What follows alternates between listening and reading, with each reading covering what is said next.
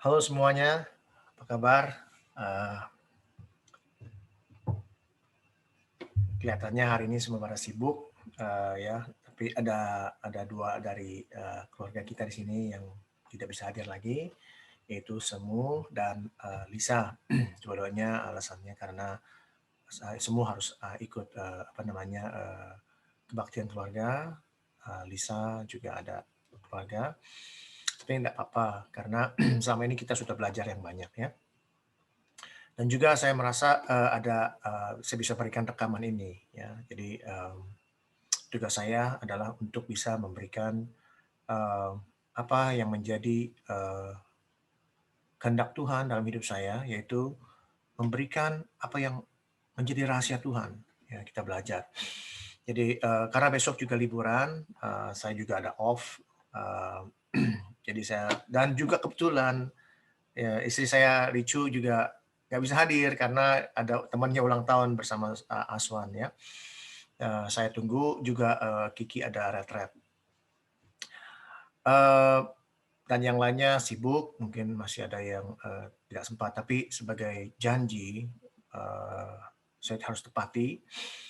Kita akan bahas apa itu firman Tuhan hari ini yang saya janjikan minggu lalu. Jadi nggak perlu buang-buang waktu. Dan bagi teman-teman yang mendengarkan program ini, mendengarkan pelajaran ini,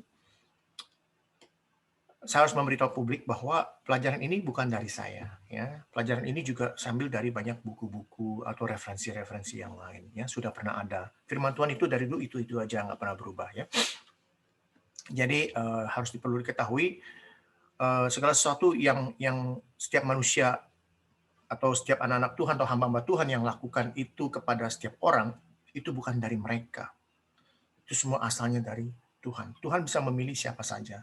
Bisa memilih siapa saja untuk apa? Untuk bisa memberikan suaranya dia, ya, kehendak dia untuk disampaikan. Ya. Jadi saya pernah dulu berpikir bahwa mendengar orang bisa mendengar suara Tuhan, bagaimana caranya bisa mendengar suara Tuhan? Dan saya sudah rasakan bagaimana mendengar suara Tuhan, yaitu pada saat saya jalan-jalan di taman ya, saya seperti bertanya sendiri dan itu Tuhan jawab melalui hati nurani saya, ya, melalui apa yang ada di dalam hati saya, bahwa lihatlah langkah-langkahmu di belakang. Apakah langkahmu itu bisa kamu atur? Ya, saya sudah ceritakan kesaksian ini, jadi saya nggak perlu panjang lebar. Jadi sebelum kita mulai, kita akan masuk dalam doa, doa yang pendek karena nggak banyak orang ya. Bapa di dalam surga, pada kesempatan malam hari ini, kami hadir di hadapan Tuhan mengucap syukur berterima kasih karena Tuhan sudah baik buat kami semua di tempat ini. Tuhan sudah memimpin kesehatan kami, Tuhan sudah memberikan kami perlindungan terhadap pandemik yang tidak ada ujungnya, tidak selesai. Kami sebagai anak-anak Tuhan, kami memberikan hidup kami 100% kepercayaan kami, iman kami hanya kepada Tuhan Yesus. Dan kami yakin dan percaya apabila kami memberikan 100%, tidak ada 1% pun yang kami ragukan. Kami berdoa bagi teman-teman kami di sini yang belum bisa hadir, atau bahkan yang tidak bisa hadir kembali. Tuhan berkati mereka, berkati keluarga besar mereka, berkati pelayanan mereka. Sehingga apa yang mereka sudah pelajari menjadi dasar, fondasi yang kuat. Sehingga mereka boleh mengerti mengapa mereka menjadi orang Kristen. Mereka boleh mengerti mengapa mereka harus menjadi cermin Kristus. Sehingga hidup mereka berubah. Hingga hidup mereka menjadi cermin yang bersih, bukan yang kotor. Karena mereka mengerti dan tidak sia-sia menjadi orang Kristen. Terima kasih Bapa, walaupun hari ini adalah hari pertama hamba-Mu berbicara, bukan hamba-Mu yang berbicara, tapi biar suara Tuhan sendiri yang berkata-kata melalui alat yang Tuhan pakai ini. Terima kasih Bapa, kami serahkan waktu ini ke dalam tangan Tuhan Yesus. Di dalam nama Tuhan Yesus kami berdoa mengucap syukur. Amin. Oke, minggu lalu saya minta maaf karena ada undangan ya. Maaf karena ya saya harus datang ke undangan tersebut. Tapi sebagai janji saya akan kita akan membedah apa itu yang namanya 1 Petrus 3 ayat 18 dan 19, terutama ayat 19-nya ya. sebelum saya masuk, selama 1 bulan ini, kegiatan saya sangat sibuk sekali, ya.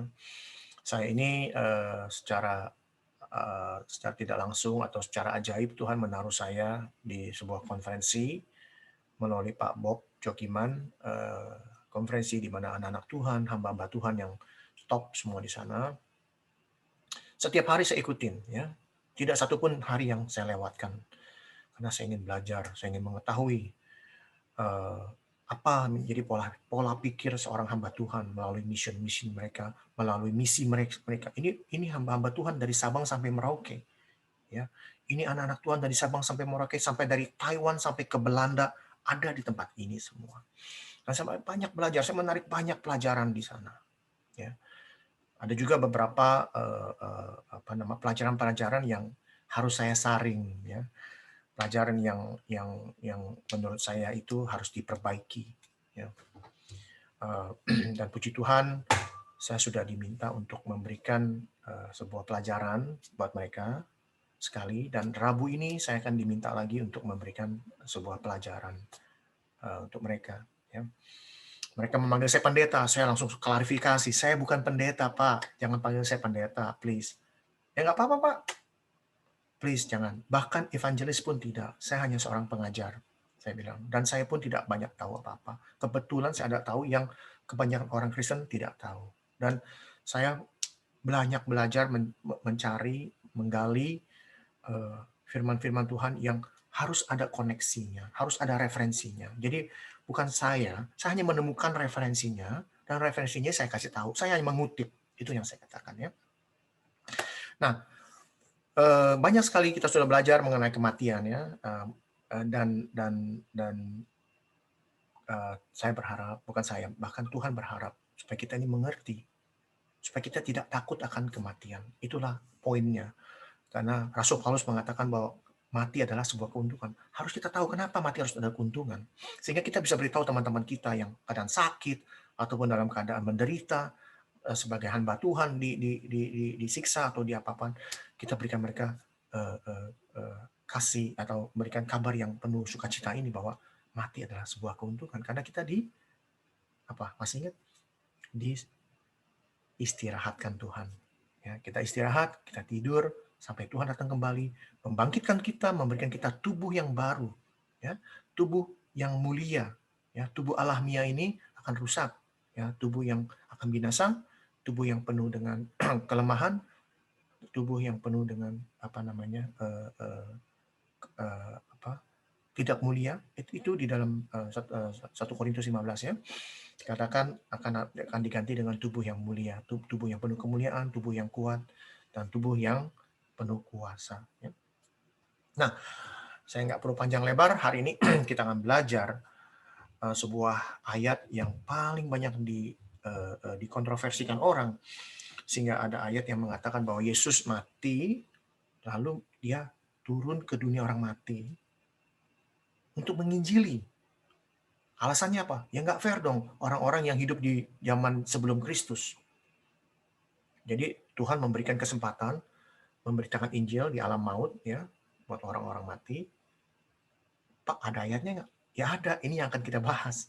Nah, apakah benar arti dari ayat ini? Ya, apakah benar?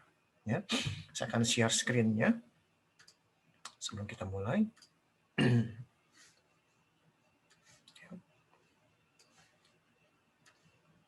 Oke.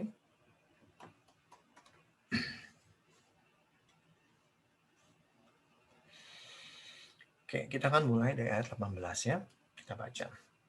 Sebab juga Kristus telah mati sekali untuk segala dosa kita. Ia, Yesus, yang benar untuk orang-orang yang tidak benar, supaya ia membawa kita kepada Allah. Ia yang telah dibunuh dalam keadaannya sebagai manusia, tetapi yang telah dibangkitkan menurut roh, dan di dalam roh itu juga ia pergi memberitakan Injil kepada roh-roh yang di dalam penjara. Inilah salah satu ayat yang menyatakan bahwa Yesus pergi memberitakan Injil kepada roh-roh yang penjahat. Kita akan bahas ini. Ya. Ayat 20, yaitu kepada roh-roh mereka yang dulu pada waktu Nuh tidak taat kepada Allah, ketika Allah tetap menanti dengan sabar waktu Nuh sedang mempersiapkan bahterahnya, di mana hanya sedikit, yaitu 8 orang yang diselamatkan oleh air bah itu. Juga kamu sekarang diselamatkan oleh kiasannya, yaitu baptisan. Maksudnya bukan untuk membersihkan kenajisan jasmani, melainkan akan tetapi untuk memohonkan hati nurani yang baik kepada Allah oleh kebangkitan Yesus Kristus yang duduk di sebelah kanan Allah setelah ia naik ke surga sesudah segala malaikat, kuasa, dan kekuatan ditaklukkan kepadanya. Ya. Nah ini yang akan kita pelajari, ya. Ini, ya. Jadi sebelum kita masuk, kita harus tahu dulu. Kita sering belajar bahwa kalau mau mengetahui sesuatu, kita harus tahu asal muasalnya. Kita harus tahu sejarahnya. Ya, kita belajar. Orang bisa berkelahi, gimana caranya bisa berkelahi? Orang bisa kok dari teman tiba-tiba nggak jadi teman. Kenapa? Kita harus tahu asal muasalnya. Kita harus cari tahu apa yang menyebabkan dia jadi begini. Apa yang menyebabkan dia kok nggak mau ke rumah saya lagi atau gimana. Pasti ada sebabnya. Pasti ada awalnya. Ya kadang-kadang manusia membuat awal yang tidak baik. Kadang-kadang ya suka gosip lah, atau cerita yang tidak benar, atau ya apa saja. Ya. Tapi kebanyakan orang bisa salah paham itu gara-gara bahasa komunikasi yang tidak benar. Itu kebanyakan. Ya. Tapi saya nggak ke sana. Saya hanya mau mengatakan sejarahnya Petrus. Ya. Kita pernah belajar dahulu mengenai kebangkitan tubuh ya dalam 2 Korintus 5 ayat 5 ya ayat 1 sampai 10 mengenai kemah. Itu Paulus yang tulis. Hari ini Petrus. Ya, kita belajar Paulus itu adalah orang yang jenius. Dia seorang filosofer, dia seorang filsuf ya. Dan juga dia seorang ahli Taurat. Dia belajar sekolah tinggi ya. Dia orang yang pintar sekali. Jadi sampai Petrus pun mengatakan bahwa tulisan-tulisan Paulus itu sangat sulit dimengerti. Ya. Jadi untuk mengetahui apa yang Paulus pikirkan, apa yang Paulus tulis, artinya apa, kita harus baca buku dia semua. Ya, dari 27 buku Perjanjian Baru, 13-nya yang tulis Paulus. Separuh itu. Kalau kita sudah tahu apa yang dia tulis semua, dia akan taruh semua apa yang dia mau di situ semua ada. Tinggal kita hubungkan saja benang merahnya. Ya, itu caranya. Nah, sekarang Pak Petrus. Kita belajar bahwa Petrus dia ini nelayan. Orang yang sederhana, ya. Tapi dipakai Tuhan. Dia nggak pernah sekolah, ya nggak pernah sekolah tinggi, sekolah di atau enggak saya nggak tahu. Tapi yang pasti dia seorang nelayan, ya bukan seperti Paulus yang sekolah tinggi. Nah, kalau kita bicara mengenai orang yang sederhana seperti Petrus, pastilah dia ini orang yang sangat mudah. Kalau nulis sesuatu pasti sangat mudah untuk dimengerti. Ya, memang kadang-kadang ada bahasa yang orang awam pun kadang-kadang suka bingung maksudnya apa. Kenapa? Karena pemikiran orang awam itu kadang-kadang saking sederhananya, kita harus benar-benar hati-hati dengan kesederhanaannya ini. Jangan sampai salah mengartikan. Ya, itu juga kita harus hati-hati. Nah, itu latar belakang Petrus. Nah, pertanyaannya, Petrus ini nulis bukunya dia ini ditujukannya kepada siapa?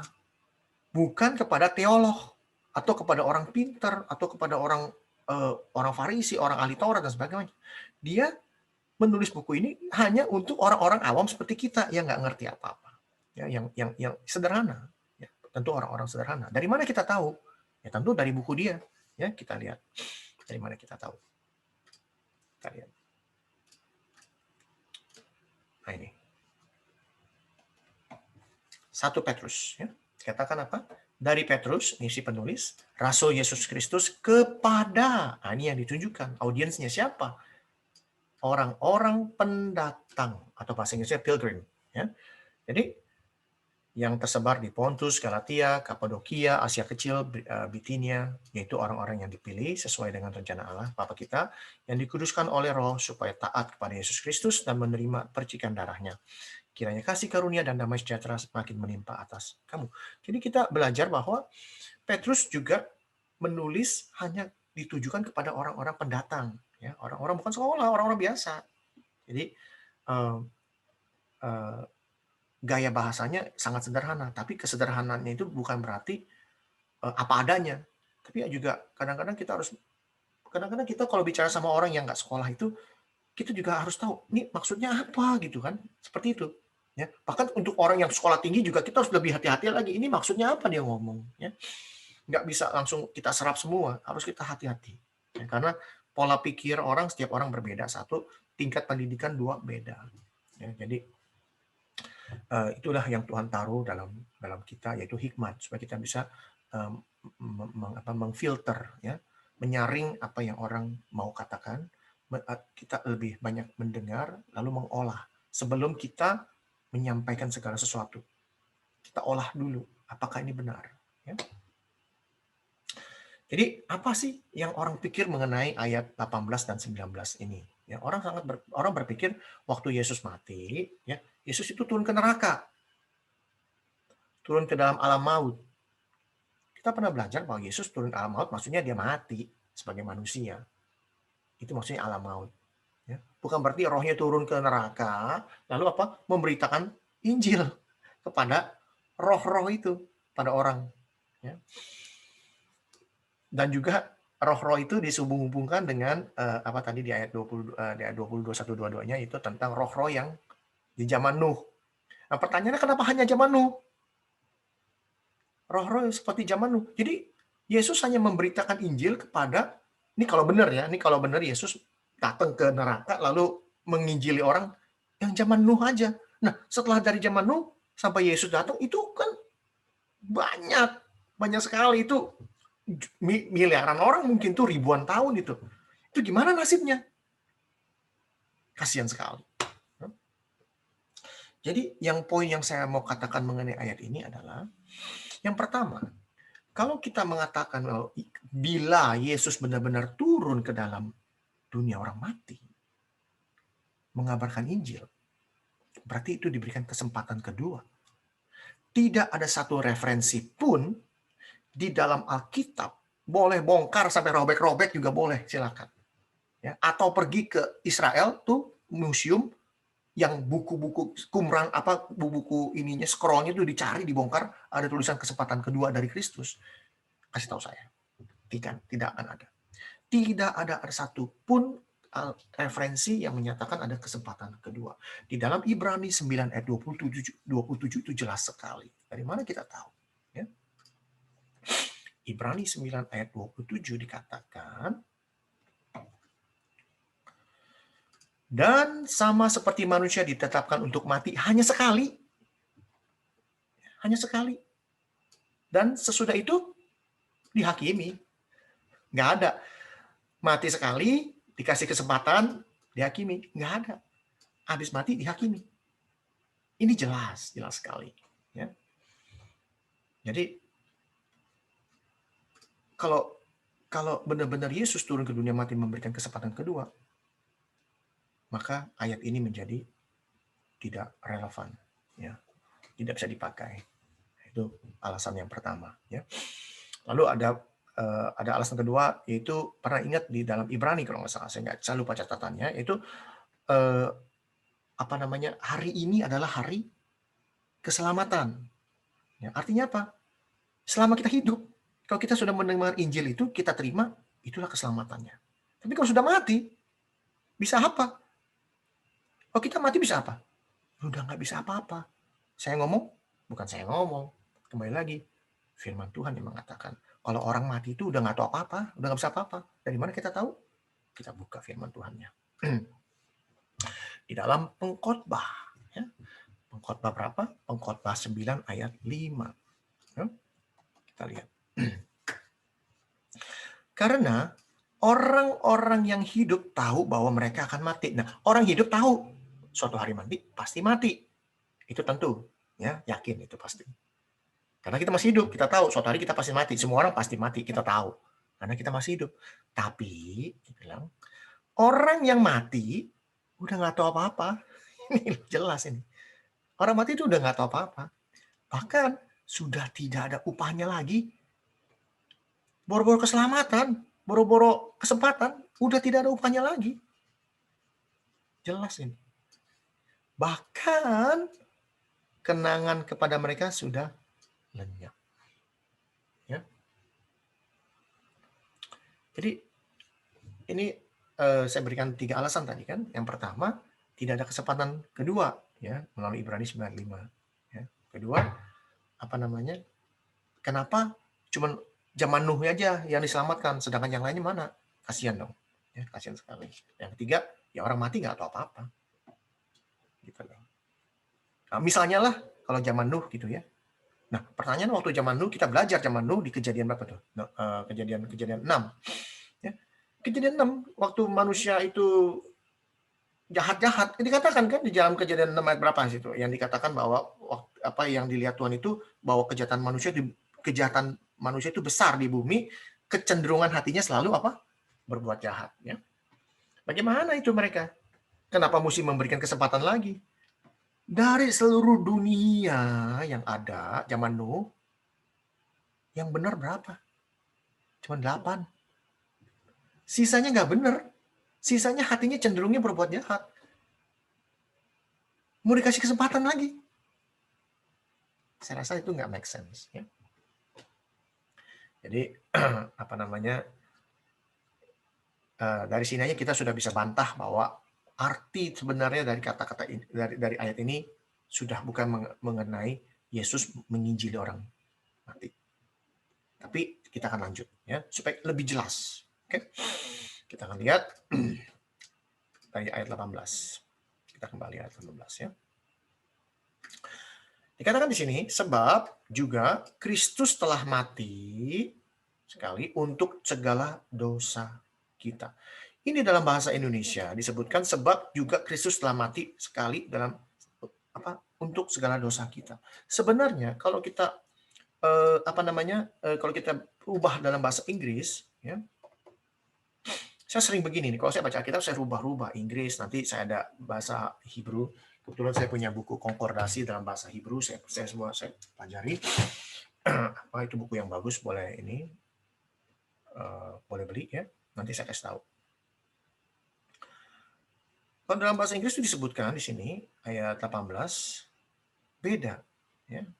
Sayang Semu sudah nggak bisa hadir lagi bersama kita. Saya pengen tahu banget bahasa Mandarinnya apa. Kalau nanti Semu bisa mendengar, tolong kasih tahu saya bahasa Mandarinnya apa. Tolong, please. Ya, thank you. For Christ also has once suffered for sins. Artinya apa? Karena Kristus apa nih suffered? Menderita oleh karena dosa. Ya. Tidak ada kata mati di sana. Belum. Menderita dulu dia. Menderita karena dosa. Ya. The just, siapa itu the just? Yaitu Kristus. Kristus yang benar, ya. Dia itu yang benar, orang benar, ya. Untuk the unjust, orang yang tidak benar, itu benar. Apa namanya? Translasinya benar. Jadi Yesus yang benar untuk orang-orang yang tidak benar. Jadi dia itu menderita untuk orang yang tidak benar. Ya. Supaya apa? That he might bring us to God. Supaya dengan penderitanya itu, dia bisa membawa siapa? Bisa membawa kita ini yang nggak benar kepada Tuhan. Ya, itu translasinya benar juga. Dikatakan supaya ia membawa kita kepada Allah. Itu sama. Hanya perbedaannya, Kristus telah mati untuk segala dosa kita itu sebenarnya belum. Ya, tapi di sini dikatakan suffered ya. Coba nanti dalam bahasa Mandarinnya apa? Tolong. Lalu being put to death in flesh. Nah, ini baru dikatakan yang dihukum mati ya di dalam daging ini ya. Artinya ya sebagai manusia dikatakan telah dibunuh, benar itu translasinya dikatakan ya yang telah dibunuh ya dalam keadaannya sebagai manusia. Ya, di sini the flesh ini jelas dalam bahasa Indonesia dikatakan manusia. Ya, tapi dalam bahasa Inggris kalau literally dikatakan itu daging. Kalau kita ngomong daging itu panjang lebar, ya harus cari kata-kata daging. Itu semua Paulus segala lengkap ada kata daging itu apa yang menunjukkan bahwa daging itu adalah tubuh.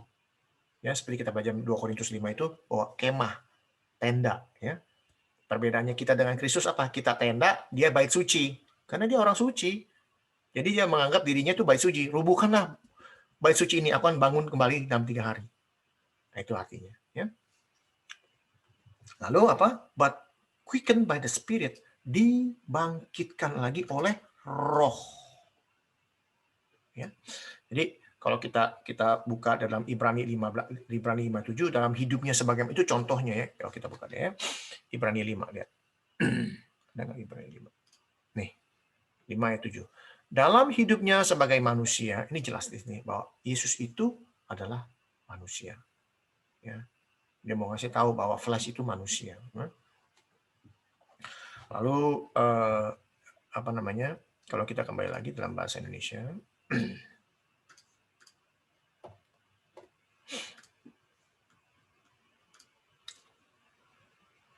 ayat 18 ya. Ini. Jadi kalau kita mau artikan jadi begini. Sebab Kristus yang menderita untuk kita, ya, untuk dosa kita, menderita untuk dosa kita, dia yang benar untuk orang-orang yang tidak benar. Supaya apa? Supaya dia itu bisa membawa kita kepada Allah. Ya. Ia yang telah dibunuh dalam keadaannya sebagai manusia, tapi telah dibangkitkan menurut Roh. Ya. Jadi apa namanya? Jelas bahwa Yesus itu bangkit. Ya, ini dikatakan dia bangkit di sini. Bangkit menurut Roh, ya. Menurut Roh. Jadi Roh yang membangkitkan dia. Siapa nih Roh di sini? Ya Bapa sendiri, ya, Allah sendiri. Jadi kita jelas di dalam 1 Korintus, nah ini yang tadi saya katakan ini ya. Kita lihat. Ya, ayat 42.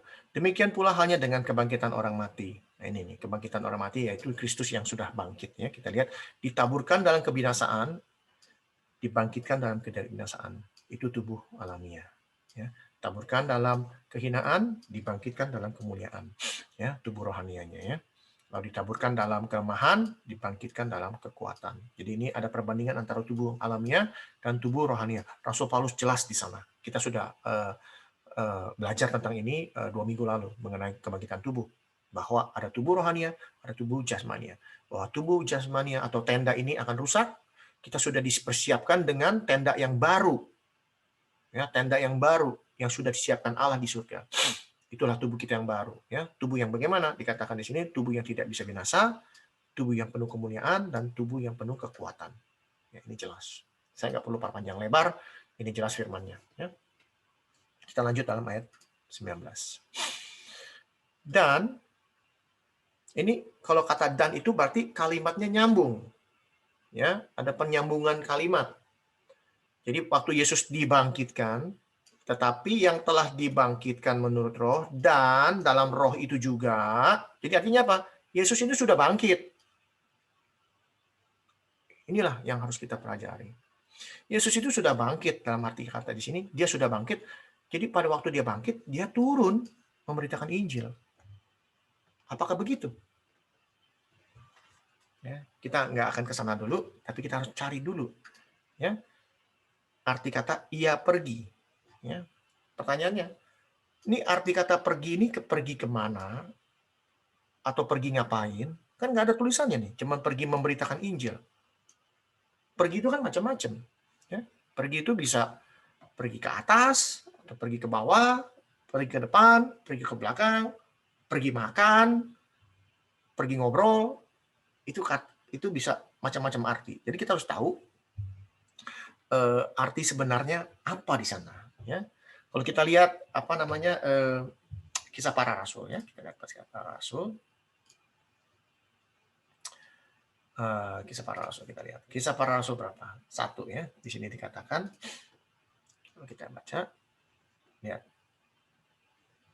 Sesudah ia mengatakan demikian, terangkatlah ia disaksikan oleh mereka dan awan menutupnya dari pandangan mereka. Ya. Ketika mereka sedang menatap ke langit, waktu ia naik, ini naik ini artinya apa? Dia pergi naik.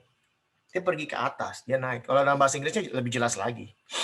Dalam bahasa Inggrisnya, ya, kita lihat.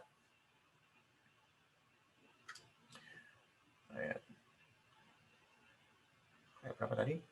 10 ya, 10 sorry. See, and while they looked steadfastly toward heaven as he went, pergi ya, past tense, up, jadi dia pergi ke atas. Nah, ini arti dari kata pergi. Ya bisa dikatakan dia pergi ke atas.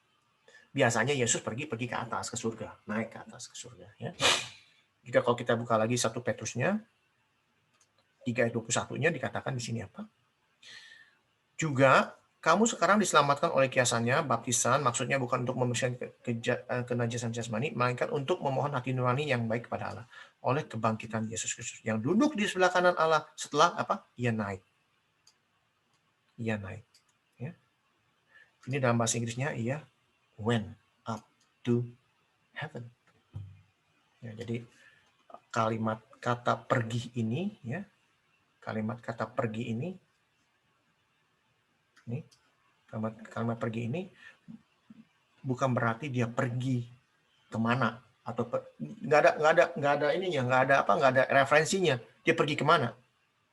Dia pergi ke neraka atau pergi ke surga atau pergi kemana? Dia nggak ada di sini, nggak ada referensinya sama sekali. Ya, jadi kita nggak bisa menerka-nerka, tapi harus kita lanjut. Ya, jadi arti kata pergi ini kita sudah tahu, bukan arti pergi kemana. Ya, ingat itu, bukan artinya pergi kemana. Tapi kita mesti tahu dulu arti perginya apa itu. Nah, bagaimana kita mesti tahu arti perginya kemana atau bagaimana? Kita tahu kelanjutan bahasanya, yaitu apa? Memberitakan Injil. Nah, inilah dia yang sulit buat saya untuk dicari. Ya, dalam bahasa Indonesia disebutkan memberitakan Injil, sedangkan di dalam bahasa Inggris, ya, atau mungkin semua bisa tolong cari bahasa Mandarinnya, please. Ya. Tapi saya yakin karena King James Version sama Chinese itu mirip ya. Ayat 19. He went and preach. Injilnya mana? Gospelnya mana? Gak ada kata-kata menginjili. Ini preach bukan berarti menginjili. Ya, orang berpikir preach itu memberitakan Injil. Ya, preach itu bisa macam-macam bahasanya. Saya sudah buka konkordasi dalam bahasa Greek-nya, dalam bahasa Yunani-nya. Preach ini bisa artinya memproklamasikan, menyerukan, memberitahukan. Itu bisa berarti sama. Ya. Contohnya misalnya kita lihat di dalam Wahyu. Ya, kita lihat dalam Wahyu. Wahyu 5 ayat 2. Nah ini. Dan aku melihat seorang malaikat yang gagah yang berseru dengan suara nyaring. Nah ini. Ini berseru dengan suara nyaring ini artinya apa? Memproklamasikan, menyerukan, memberitahukan dengan suara yang lantang. Ya. Katanya, siapakah yang layak membuka gulungan kitab itu dan membuka materai-materainya? Jadi, arti kata preach dalam bahasa Inggris ini bermacam-macam. Ya, bisa memberitakan Injil, bisa juga. Tapi di sini konteksnya bukan memberitakan Injil. Preach ini bisa berarti memproklamasikan atau memberitahu atau menyerukan atau mengumumkan. Ya, itu arti-arti tadi kata pergi itu. Ya. Lalu kalau kita buka dalam Lukas, ya dalam Lukas kita lihat lagi Lukas, ya. Supaya jelas arti kata preach ini artinya apa. Lukas 8 ayat 39.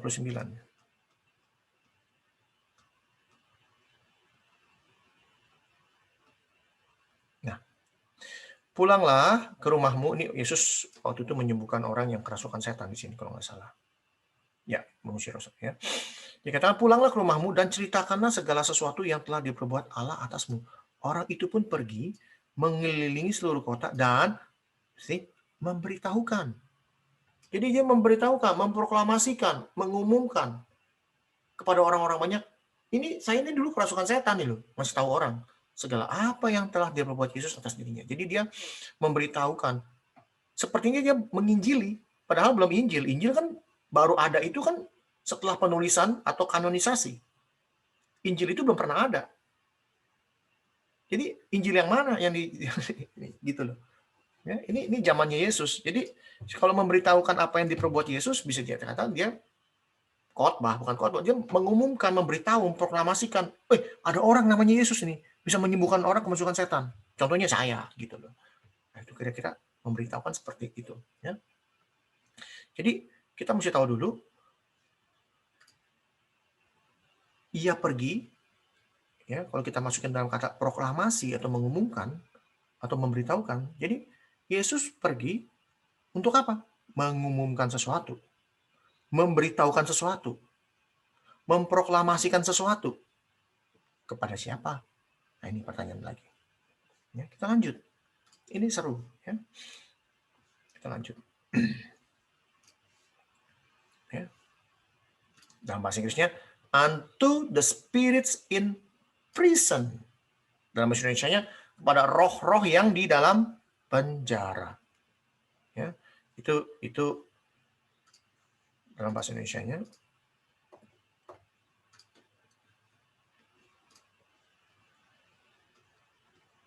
Ya. Jadi Yesus di sini nih. Jadi di dalam roh itu Yesus pergi memberitahukan atau memproklamasikan atau mengumumkan atau menyerukan kepada siapa? Roh-roh yang di dalam penjara. Pertanyaannya, ini roh-roh di dalam penjara, itu roh apa? Apakah roh orang mati? Nggak ada referensinya orang mati. Ini kita bukan bicara mengenai roh-roh orang mati. Karena apa? Kita belajar tadi. Orang mati ya sudah. Nunggu dihakimin. Rohnya ngapain? Tidur. Ini roh-roh yang dalam penjara ini, kita bicara mengenai roh-roh jahat. Ini Petrus orang yang sederhana. Kembali lagi, dia sederhana. Dia mau ngasih tahu. Ya, ini nanti kita akan masuk ke sana ya. Jadi kalau kita mau tahu, dari mana ini kita tahu, ini roh-roh jahat? Kita buka. Biar bukan saya ngomong, kita buka. Apa artinya roh-roh dalam penjara ini? Ya, kita buka di dalam berapa? Lukas lagi ya. Lukas 10 bahkan ini udah Lukas nih. Lukas 10 ayat 20 dikatakan apa di sini? Ini dikatakan di sini kembalinya 70 murid.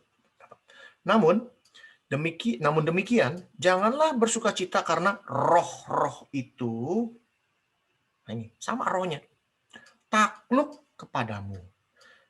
Tetapi bersukacitalah karena namamu terdaftar di surga. Ini roh-roh takluk kepadamu, roh-roh apa?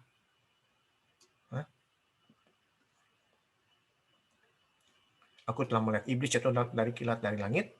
Aku telah memberikan kuasa menginjak ular, kalajengking. Nah ini dia roh-roh ini. Roh-roh apa? Roh-roh jahat.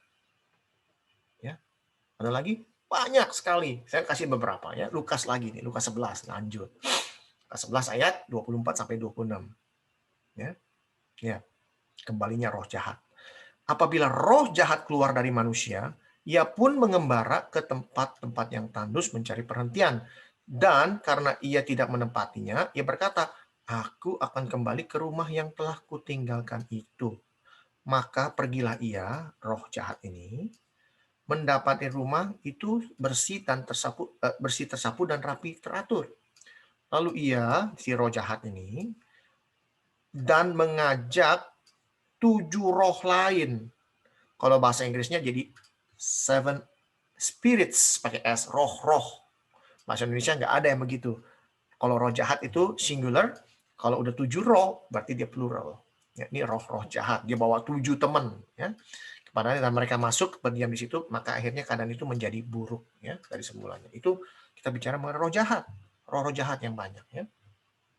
Lalu mana lagi? Markus. Kita biar mantep dah ya. Markus 1 ayat 27. Apa yang dikatakan di sini? Mereka semua takjub sehingga mereka memperbincangkannya, katanya, "Apa ini? Suatu ajaran baru." Ia, Yesus, berkata-kata dengan kuasa. Roh-roh jahat pun diperintahnya. Hati-hati ya, ini rohnya roh besar di sini, bukan berarti dia itu roh Tuhan. Ini karena ada titik di sini. Nih, titik di sini. Jadi permulaan kata pakai huruf besar. Ya.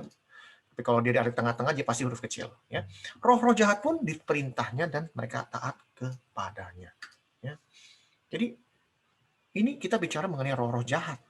Ya. Jadi ada lagi di dalam perjanjian baru, ya, roh-roh jahat yang dipenjara. Ya. Siapa roh-roh yang roh-roh yang dipenjara itu siapa? Perjanjian baru jelas menulis di dalam Wahyu. Wahyu 20 ini udah sering kita bongkar. Kerajaan 1000 tahun kita udah bolak-balik lihat ini. Ya, kita lihat. Lalu aku melihat seorang malaikat turun dari sorga memegang anak kunci jurang maut dan suatu rantai besar di tangannya. Untuk siapa? Ini ada rantai untuk menangkap si naga, si setan nih. Ya, ia mengikatnya 1000 tahun, dilempar kemana? Ke jurang maut. Ini penjaranya dia nih. Ya, dan menutup penjara itu, memateraikannya di atasnya supaya apa? Supaya jangan lagi menyesatkan bangsa-bangsa. Tapi ingat, daripada sebelum masa berakhir, kemudian daripada itu ia akan dilepaskan. Dari mana? Dari penjaranya. Ya, nanti ada suatu hari kita akan bahas ini. Oke. Tapi yang pasti roh-roh jahat yang di penjara itu bukan lain, bukan ya setan dan iblis dan teman-temannya itu. Ya. Lalu kita kalau buka lagi dalam Yudas, siapa sih roh-roh itu? 1 ayat 6. Ya. Dan bahwa ia menahan malaikat-malaikat yang tidak taat. Malaikat-malaikat yang tidak taat siapa? Kita ingat dulu di Wahyu 12 bahwa ada peperangan di surga, iblis menarik sepertiga dari malaikat-malaikatnya. Ya, nah ini malaikat-malaikat yang tidak taat pada batas-batas kekuasaan mereka. Tapi yang meninggalkan tempat kediaman mereka dengan belenggu abadi ini borgol di dalam dunia kekelaman. Jadi mereka dipenjarakan. Ya, ini malaikat-malaikat ya, dipenjarakan sampai penghakiman hari besar. Jadi jelas. Ya. Petrus tahu mengenai hal ini. Dia tahu mengenai akhir zaman. Ya. Makanya teologinya Petrus, teologinya Paulus, teologi siapa saja punya rasul itu semua teologinya sama dengan Kristus. Ya. Kalau Kristus mengajarkan itu, dia tahu. Ya. Ada lagi 2 Petrus. Kita lihat 2 Petrus. 2 Petrus ayat 4. Sebutkan sini apa? Guru-guru palsu ya, nabi-nabi guru-guru palsu. Lihat. Sebab jikalau Allah tidak menyayangkan malaikat-malaikat yang berbuat dosa. Ini ada malaikat berbuat dosa. Nah, ini roh. Malaikat itu roh. Ingat, setan itu roh, setan itu malaikat, ya. Roh-roh jahat yang berbuat dosa. Ya. Mereka dilempar kemana? Ke dalam neraka, dengan demikian menyerahkan dalam gua-gua yang gelap. Nah, ini penjaranya mereka. Ya. Untuk menyimpan mereka sampai hari penghakiman. Ini Petrus yang ngomong. Dia tahu. Dia tahu. Ini roh yang di penjara. Ya. Jadi kalau mereka itu adalah malaikat-malaikat yang jatuh. Dalam bahasa Inggrisnya the fallen angels. Jadi roh-roh yang di penjara itu adalah the fallen angel. Termasuk dalamnya adalah si setan sendiri. Ya. Jadi apa artinya di sini? Jadi Yesus pada saat dia bangkit, ya, dia pergi apa? Pergi ngasih tahu, proklamasi diri, memproklamasikan. Dia memproklamasikan bahwa apa? Saya sudah menang. Dia kasih tahu ini setan-setan ini semua, terutama si Lucifer ini. Hey, saya sudah menang. Ya. Dia memproklamasikan kemenangan di atas maut. Maka jelas dikatakan, hai maut, di mana sengatmu? Karena apa? Sudah tidak bisa apalagi berkuasa lagi karena sudah diambil kekuasaannya. Ya. Jadi Yesus memproklamasikan sesuatu kepada malaikat ini, ya, pada saat dia bangkit. Ya. Jadi Yesus itu memproklamasikan apa? Kemenangan dia. Kemenangan dia di atas kayu salib. Dari mana kita tahu? Ini kita lihat. Ya. Bagaimana kita tahu kemenangan? Ya, kita lihat. 1 Petrus 3 ayat 22 dikatakan di sini apa? Juga kamu sekarang diselamatkan oleh kiasannya yaitu baptisan, ya. Langsung dari 22 aja. Yang duduk di sebelah kanan Allah setelah ia naik ke surga sesudah segala siapa? Malaikat, kuasa, kekuatan apa? Ditaklukkan kepadanya. Jadi apa? Yesus sudah menaklukkan, dia sudah menang, ya, sebagai pemenang dia kasih tahu I win. Dia pergi memberitahu, dia pergi memproklamasikan kemenangan dia kepada siapa? Malaikat, roh-roh jahat, ya, kuasa dan kekuatan. Pertanyaan, siapa ini malaikatnya? Siapa kuasa ini? Siapa kekuatan ini? Kita harus tahu juga itu. Ya, jadi bukan hanya membahas Tuhan Yesus memproklamasikan, tapi kita harus tahu dulu siapa aja ini orang-orangnya. Siapa aja nih si roh-roh jahat ini tuh yang penjara tuh siapa-siapa aja. Ya, kita mesti tahu juga itu. Ya, kita buka di Matius. Matius 12 ayat 28 dan 29. Ya. Tetapi jika aku mengusir setan dengan kuasa roh Allah, maka sesungguhnya kerajaan Allah sudah datang kepadamu. Ya. Atau bagaimanakah orang dapat memasuki rumah seorang yang kuat dan merampas harta bendanya apabila tidak diikatnya dahulu orang kuat itu, sesudah diikatnya barulah ia dapat merampok rumah itu. Ini apa artinya? Artinya apa? Siapa orang kuat ini? Orang akan pikir, oh Yesus. Bukan, ini si setan. Setan itu diikat dulu. Dia diikat. Ya, dilemparkan ke dalam penjaranya dia. Baru disikat, diobrak-abrik rumahnya. Ya, itu artinya. Jadi kekuasaan si setan itu diikat. Sudah nggak bisa apa-apa. Ya. Kalau kita lihat dalam Yohanes 3:12. 12 ayat 31 dan 32. Sekarang berlangsung penghakiman atas dunia ini. Sekarang juga penguasa dunia ini akan dilempar keluar. Penguasa dunia ini siapa? Kita mana belajar dulu, ya. Dalam Lukas 4, apa itu tentang apa? Tentang bagaimana Tuhan dicobai, ya. Dikatakan di sana, aku akan memberikan segala kuasa ini yang diberikan kepadaku. Yang berikan siapa? Ya om-om itu kita punya oma sama opa Adam sama oma Hawa. Ya, orang culun, kekuasaannya diberikan Tuhan buat dia, dikasih ke setan. Tapi apa dikatakan? Penguasa dunia ini akan dilempar keluar. Diambil alih kekuasaannya. Diambil kekuatannya oleh siapa? Oleh Yesus. Di mana? Di dalam kayu salib. Kepada kebangkitannya dia. Itu artinya yang kita harus tahu. Ya. Jadi pada saat Yesus ada di kayu salib, ya, Yesus bilang, Bapa, biarlah cawan ini berlalu. Ya, waktu di Taman Getsemani, lalu dia disalib. Dia bilang apa? Tuhan, kenapa engkau meninggalkan aku? Dia taat. Kenapa?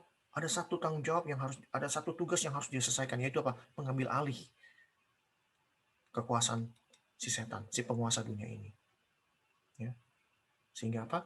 Sehingga kemenangan itu diambil secara legal, ya, secara yang benar, ya, diambil alih semua sama Yesus. Ya. Bahkan terakhir dikatakan it is finished, sudah selesai. Ya. Jadi pada saat Yesus mengatakan sudah selesai, ya di hari Jumat itu, setan tahu kerajaannya ambruk, kerajaan setannya ambruk. Ya, dia tahu sekali. Jadi Yesus memproklamasikan kemenangan dia, memproklamasikan kepada roh-roh jahat ini, kepada si setan, I win. Ya, saya sudah menang. Itulah artinya. Ya. Mari kita lanjut ya. Jadi mungkin ada pertanyaan nih. Pertanyaan begini mungkin. Jadi kalau begitu ayat ini, jadi menurut ayat ini ya dikatakan itu apakah malaikat-malaikat, pemerintah-pemerintah, penguasa-penguasa itu semua orang jahat? Itu pertanyaannya kira-kira. Jawabannya apa? Pasti. Kenapa saya bisa bilang berani pasti? Emang saya bilang enggak lagi. Kita buka referensinya. Kolose 2 ya, Kolose 2 ayat 14 dan 15. Kolose 2 ayat 14 dan 15 ya, kita baca di sini sama-sama. Dengan menghapuskan surat hutang, yang punya hutang itu kita ya, yang oleh ketentuan-ketentuan hukum mendakwa dan mengancam kita, dan itu ditiadakannya, berarti dihapus, dengan memakunya pada kayu salib. Jadi surat hutang kita sudah lunas di kayu salib. Ya, pada saat Tuhan Yesus dipaku, lunas. Ya, Yesus telah melucuti pemerintah-pemerintah, penguasa-penguasa, dan menjadikan mereka tonton umum dalam kemenangannya atas mereka. Artinya apa? Melucuti. Kalau perang, ya senjatanya sudah diambil, udah nggak bisa ngapa-ngapain. Ya. Roma 8. Roma 8. Ya. Ayat 38 dan 39.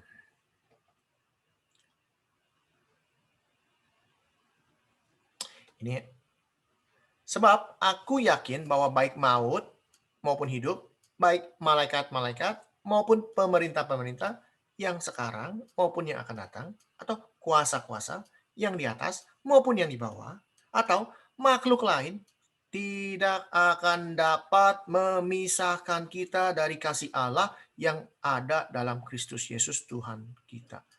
Kalimat kuncinya apa? Tidak akan dapat memisahkan. Kalau ini semuanya orang baik, ngapain dia memisahin kita? Itu pertanyaannya, betul? Jadi dalam arti kata, ini semua nggak ada yang baik. Kenapa? Karena mereka berusaha memisahkan kita dari kasih Allah. Maka dikatakan tidak akan dapat memisahkan. Ya. Lanjut. Efesus 6 ayat 12. Banyak, kalau saya mau kasih mah banyak sekali. Tapi saya ambil yang penting-penting aja ya. 6 ayat 12. Ini udah paling sering kita dengar. Karena perjuangan kita bukanlah melawan darah dan daging, tetapi melawan siapa? Pemerintah-pemerintah, penguasa-penguasa, penghulu-penghulu dunia yang gelap ini, siapa saja, yaitu roh-roh setan, ya, dan melawan roh-roh jahat di udara. Ya. Jadi, apa namanya? Kita sudah belajar bahwa kalimat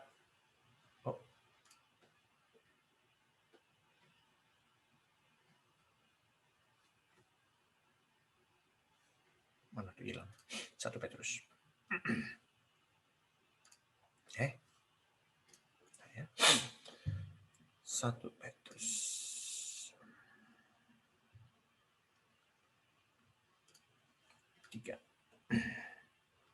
Nah ini. Jadi kalimatnya kalau kita mau lanjut lagi ya. Sebab Kristus yang menderita oleh karena dosa kita, yang benar itu, ya, menanggung dosa kita atau menanggung orang-orang yang nggak benar nih kita. Supaya apa? Supaya ia membawa kita kepada Allah, kepada Bapa kita di surga. Sehingga ia yang telah dibunuh dalam keadaannya sebagai manusia, berarti dia mati sebagai manusia, tapi telah bangkit ini. Juga dalam roh itu juga setelah dia bangkit, dia pergi memproklamasikan kemenangan dia, kebangkitan dia. Arti kebangkitan itu berarti dia menang terhadap maut, terhadap kerajaan-kerajaan setan. Nah, dia mau ngasih tahu apa? Ngasih tahu kemenangan dia untuk kepada siapa? Ya kepada orang-orang yang di dalam penjara. Bukan orang, roh-roh yang ada di penjara. Yaitu siapa? Ya setan-setan dan kawan-kawannya. Itu loh. Ya. Ini kalau kita lihat lagi ya di dalam apa bilangnya. Anyway, kita akan potong karena udah hampir 1 jam. Jadi kalau kita melihat latar belakang Petrus menulis ayat ini, ya, surat ini, latar belakangnya apa? Kita mesti tahu dulu. Audiennya siapa? Itu kita mesti tahu juga. Ya. Jadi kalau kita lihat, ya, ini kalau kita lihat latar belakangnya, ini artinya apa? Menderita dengan sabar. Menderita apa? Ya. Dia menderita tuh karena mereka tuh udah dibaptis. Ya, ini ngomong orang yang sudah dibaptis, tapi hidupnya menderita. Ya. Siapakah yang berbuat jahat terhadap kamu jika kamu rajin berbuat baik? Tapi sekalipun kamu harus menderita juga oleh karena kebenaran, kamu akan bahagia. Sebab itu jangan takut apa yang mereka takutin dan janganlah gentar. Ya. Ini bagaimana apa namanya Petrus itu mau kasih tahu kita harus menderita dengan sabar. Ya. Orang menolak kita pasti. Ya. Apalagi kita mengabarkan Injil pasti ada penolakan. Itu pasti. Ya. Kenapa saya tahu pasti? Karena kembali lagi teologi Kristus. Kita harus kembali lagi kepada teologi Kristus. Kalau teologi Kristus udah nggak ada salahnya, kenapa dikatakan dia kepalanya? Karena teologinya dia. Kita badannya ngikutin otaknya. Nggak bisa badan atau tangan ini jadi otak sendiri. Nggak bisa kaki ini menjadi punya otak sendiri. Nggak bisa. Harus punya otak yang sama. Itu otaknya Kristus. Teologinya Kristus. Jadi apa yang dialami Kristus, jangan pernah berharap tidak dialami dengan kita. Dari mulanya Yesus sudah katakan seorang nabi akan ditolak di kampung halamannya sendiri. Ya. Berapa banyak kita melihat ya orang-orang yang pendeta atau pengajar yang ditolak bahkan oleh gerejanya sendiri kadang-kadang. Ya. Itu sudah terjadi bukan hanya sekarang tapi sejak kapan-kapan. Sejak zaman nabi-nabi bahkan ya ditolak sama bangsanya sendiri. Ya. Lalu apalagi Kristus kalau dianiaya, ya, digosipin atau di macam-macam, kita sebagai anak Kristen, orang Kristen sebagai pengikut Kristus akan mengalami yes. Paulus, Petrus, Lukas, Yohanes, semua tahu konsekuensinya. Apa yang dialami dia ini orang, pasti alami saya juga. Bedanya dia lebih sadis dari kita. Gitu loh. Yesus tuh penganiayaannya lebih parah dibanding kita. Jadi kalau kita nih ya sebagai orang Kristen itu mengalami penderitaan itu sebuah keuntungan. Kita anggap sebuah keuntungan. Gitu ya.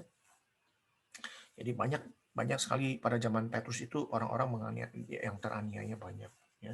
Bahkan sampai benar-benar mereka mau meninggalkan Kristus. Makanya Petrus teologinya itu ngasih tahu jangan. Ya. Bahkan dia pakai zaman Nuh gitu loh. Dia memberikan ilustrasi mengenai orang-orang zaman Nuh. Gitu loh. Kalau kita baca ya. Supaya apa? Ya. Nih, dikatakan apa di sini? Kenapa dikatakan roh-roh mereka yang dahulu pada waktu nih, yaitu kepada roh-roh mereka yang dahulu pada waktu Nuh tidak taat kepada Allah. Artinya apa? Petrus sedang memberikan ilustrasi, ya. Dia tahu cerita mengenai zaman Nuh. Mereka jadi Petrus mau memberikan semangat. Karena apa? Ini ilustrasi di mana ada orang jahat, ada orang baik, ada air. Air itu seperti baptisan, ya. Kalau kita lihat nih, oke buka Roma 6 nih, kita buka Roma 6 biar kita mengerti bahwa kita ini dibaptis dalam kematian Kristus. Ah, kok kita dibaptis dalam kematian? Emang ada ayatnya? Ada, Roma 6. Ya, Roma 6. 6 Ayat 3 dan 5. Lihat. Atau tidak tahukah kamu bahwa kita semua yang telah dibaptis dalam Kristus telah dibaptis dalam kematiannya? Apa artinya? Sebab jika kita telah menjadi satu dengan apa yang sama dengan kematiannya, kita juga akan menjadi satu dengan apa yang sama dengan kebangkitannya. Artinya apa? Kalau kita sudah menjadi satu dengan Kristus, bukan aku lagi, tapi Kristus, yang Kristus alami, kita akan sama. Mengalami juga sampai mana? Sampai mati. Tapi pengharapannya dan sukacitanya adalah kita menjadi satu dengan kebangkitan Dia. Ya. Jadi Petrus di sini memberikan ilustrasi mengenai Nuh, ya.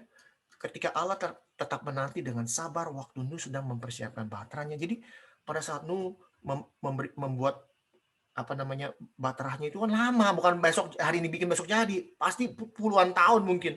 Itu manusianya makin lama makin jahat, makin jahat.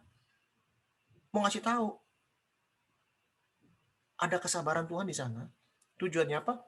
Supaya orang-orang yang mau bertobat. Nggak ada yang bertobat, satu juga. Gitu loh. Ini nih. Tidak taat. Ya kan? Di mana hanya sedikit, cuma 8 orang yang selamat oleh jadi apa? Ada baptisannya. Baptisan mana? Orang yang mati dibaptis dalam kematian tuh yang nggak benar ya mati dengan nggak benernya. Gitu loh.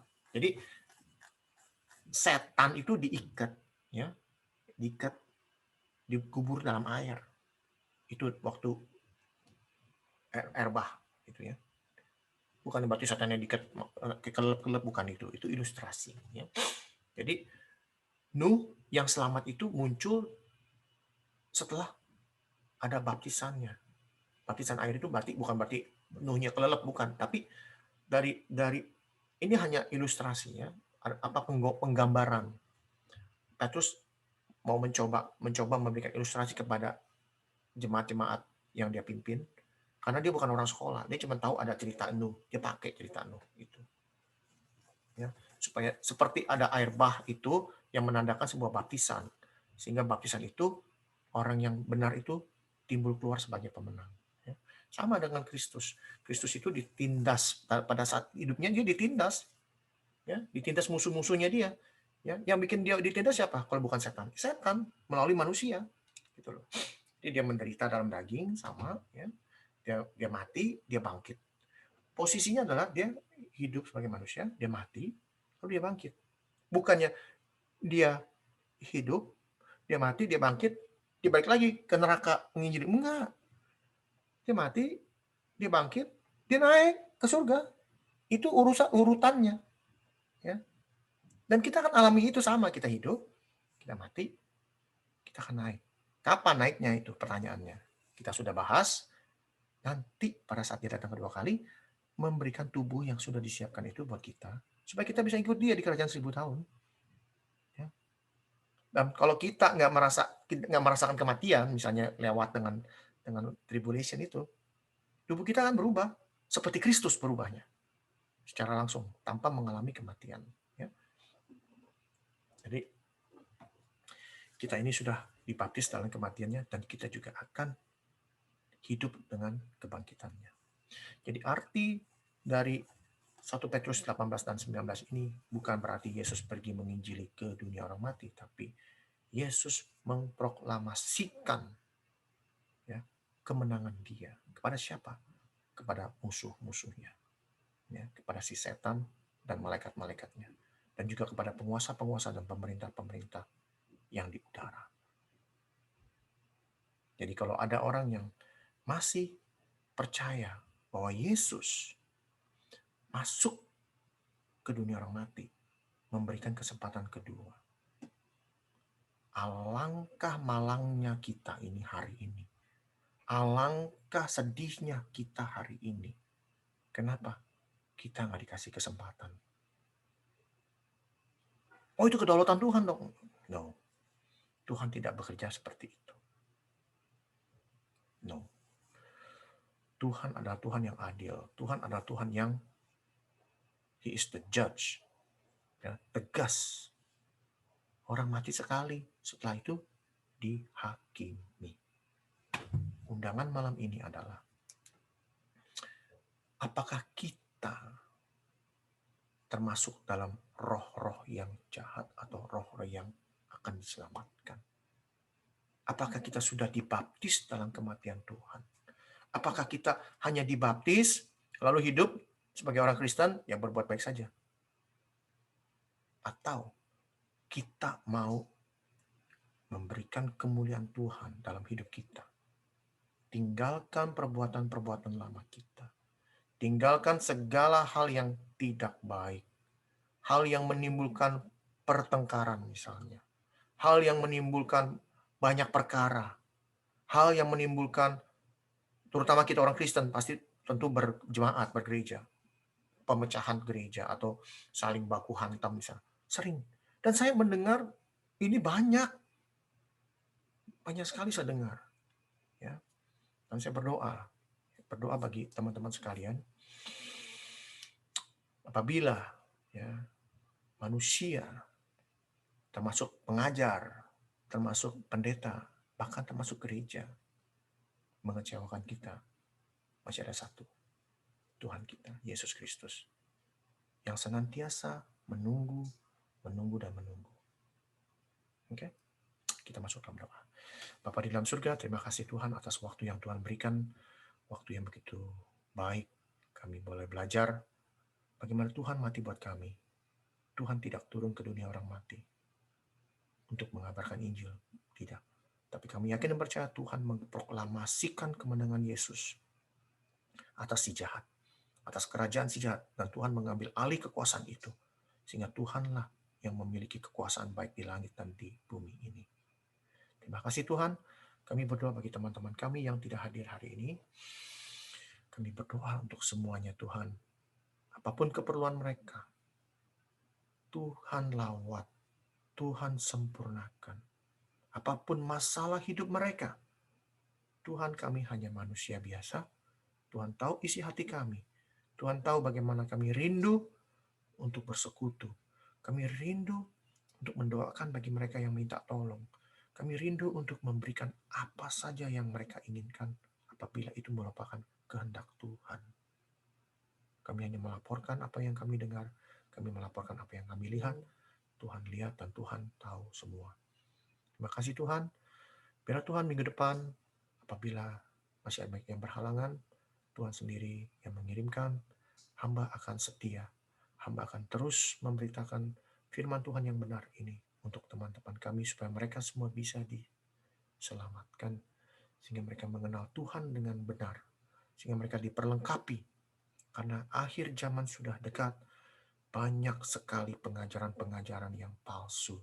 Banyak sekali ideologi-ideologi yang hanya mementingkan diri sendiri.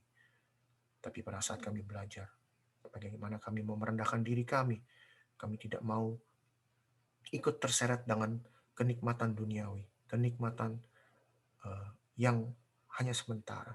Tapi kami mau mencari tubuh yang baru. Kami mau mencari tubuh yang sudah Tuhan berikan buat kami.